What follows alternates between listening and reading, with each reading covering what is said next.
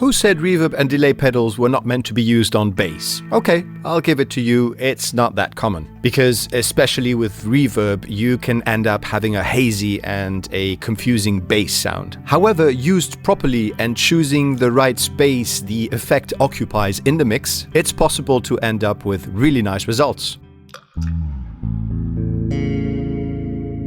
Welcome back to The Thewetterbass. This is part 2 of The Dream of the Walrus. I invite you to check out first in part 1 the cover song I made of Daydreaming from Radiohead. There's a link in the description box. Before we continue, please allow me to say that my heart goes to the people of Ukraine and the Russians that are appalled by this conflict. War is unfair, and to know that innocent people, even children, are being killed for such an obscure and inhumane reason is heartbreaking. Hopefully this tragic situation comes to an end quickly. So today we're going to listen to the bass lines I recorded through the brand new Flex preamp from A+ by Shiftline, and then through the Slötvå reverb, the Arp-87 delay, and the Eras distortion, all from Walrus Audio. I do have to point out that the Flex has been sent to me for free in exchange for my reviews and my opinion, and you will get to see more of it.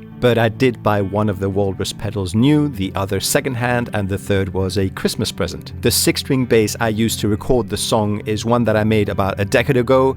I even made the bridge by hand out of brass and aluminium. Also, I recently lost someone very dear to me. If you watch part 1, you'll know who it is. And it was good to take a day off on my own to record this song.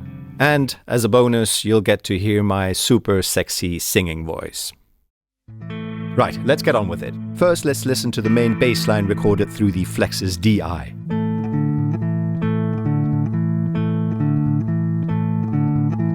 And now through the Slötvå.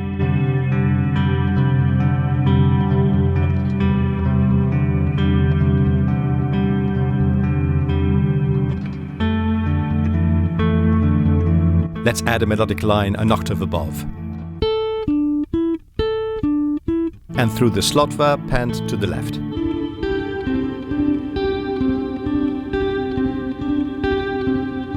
Because lows tend to fade away with reverbs, I decided to double the bass line for more impact. So let's listen to it recorded through the Flex.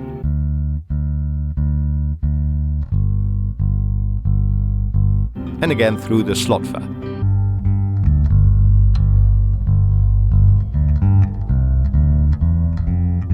Now when I mixed in the wet bass line, I lost again the low-end impact I needed, so I kept the original bass line panned to the left and mixed in the wet signal panned to the right.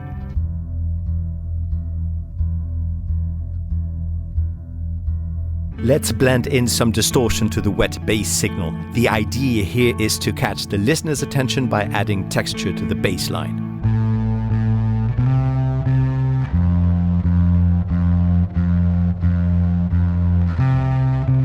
So with all this said, let's listen to the mix before we move on.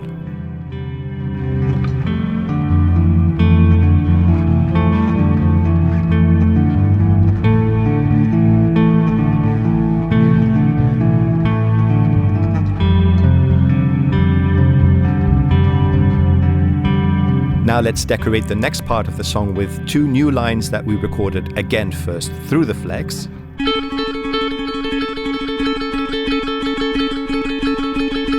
And through the Slötvå and ARP's slapback mode.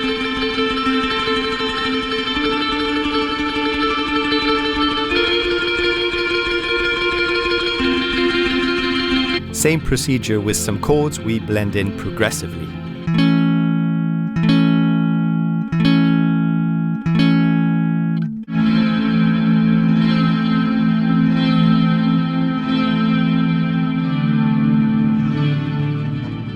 Like all high-quality tube preamps, the Flex softly compresses, enhances harmonics and adds warmth, and even gentle tube saturation with the gain cranked up and the pad switch off. The overall sound quality of this pedal is excellent. It's a joy to use, and I highly recommend it not only as a preamp but also as a studio-grade DI box. There is no denying that the Slötvå is no ordinary reverb effect. It instantly creates an almost nostalgic, magical soundscape, no matter which of the three modes selected. The Arp-87 does not have a time knob to fool around with and make weird noise. Instead, it feels like a more serious tool that is intuitive to use, versatile, inspiring, and 100% compatible with bass guitars. The Eras is a great distortion pedal for us bass players as it has a blend function and a bass EQ that comes after the distorted signal to add bottom end when needed. Let's listen to the delay by itself used on the main bass melody.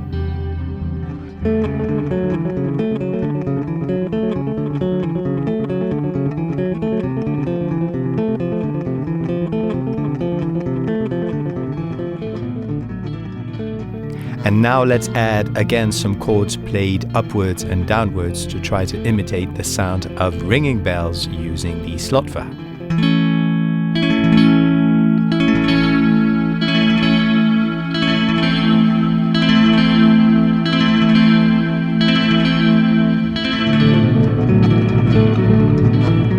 Now for the solo, the gain is cranked up on the flex with the pad switch on, and then the signal runs through the 3 Walrus Audio pedals.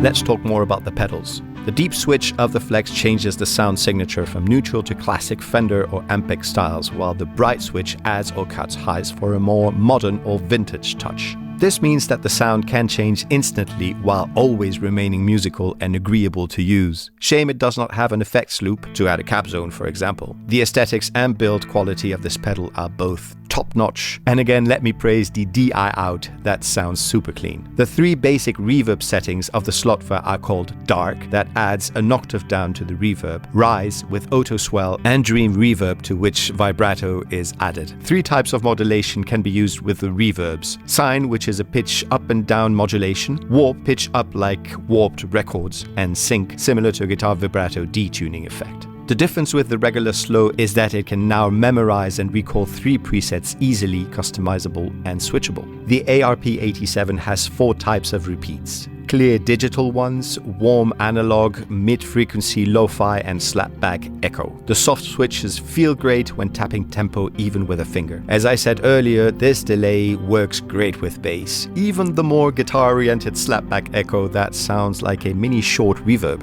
The Eras has 5 distortion modes that sound more or less compressed and more or less scooped, but always rich, aggressive, and reactive. When using the gain and blend functions properly, the distorted sounds do blend nicely with the clean signal. The 5 modes allows selecting the saturated color that better works for your bass guitar or the particular music style you play.